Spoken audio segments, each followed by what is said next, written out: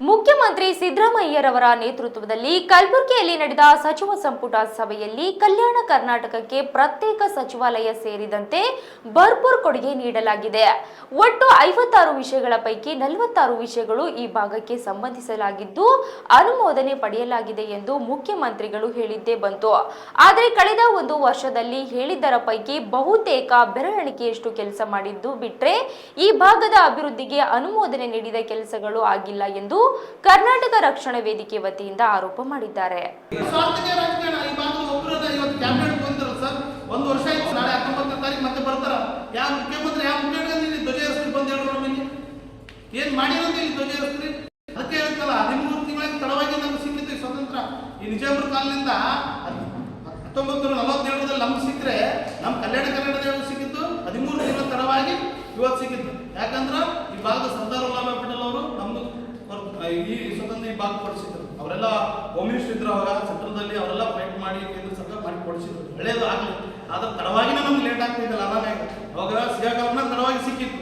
ಈಗ ಅಭಿವೃದ್ಧಿನ ತಡವಾಗಿ ಸಿಕ್ಕಾಗ ನಾವು ಯಾವಾಗ ಮುಂದೆ ನೀವು ಹಳೆ ಮೈಸೂರು ಬೆಂಗಳೂರಲ್ಲಿ ಹೇಳ್ತಾರ ಆ ಭಾಗದಲ್ಲಿ ಎಷ್ಟು ಡೆವಲಪ್ಮೆಂಟ್ ಆಗಿದೆ, ಆ ಭಾಗದಲ್ಲಿ ಗಟ್ಟಿಯಾಗಿ ದನಿ ಅಂತ ಕೇಳ್ತಾರಲ್ಲ, ಈ ಭಾಗದಲ್ಲಿ ಯಾಕೆ ಗಟ್ಟಿಯಾಗಿ ದನಿ ಅಂತ ಕೇಳಕ್ಕೆ 41 ಜನ ಯಾವೊಂದು ನೀವು ಕೇಳ್ತೀರಿ ನೀವು? ಮತ್ತೆ ಈ ಭಾಗದ ನಾವು ಕಲ್ಯಾಣ ಕರ್ನಾಟಕಕ್ಕೆ ಕೆಲವು ದನಿ ಎತ್ತಿದ್ದೀನಿ ಅಂತ ಕೇಳ್ತೀರಿ. ಎಲ್ಲಿ ದನಿ ಎತ್ತಿದ್ದೀರಿ ನೀವು? ಇವೆಲ್ಲ ನಿಮ್ಮ ಸಾರ್ಥಕ ಅಂತಿದ್ರಲ್ಲ, ಮತ್ತೆ ಏನೋ ಕಂಡು ಬರ್ತಾರೆ. ನಿಮ್ಮ ಬೆಳೆಗೋಸ್ಕರ, ನಿಮ್ಮ ಹಿಂಬಾಲಕರು, ನಿಮ್ಮ ಚೇಲಗಳಿಗೋಸ್ಕರ ಮಾತಾಡ್ತಾರೆ ಅನ್ನೋದು ಗೊತ್ತಾಗ್ತದೆ. ಈ ಭಾಗದ ಜನರಿಗೋಸ್ಕರ ಯಾರು ಮಾತಾಡಲ್ಲ ನೀವು.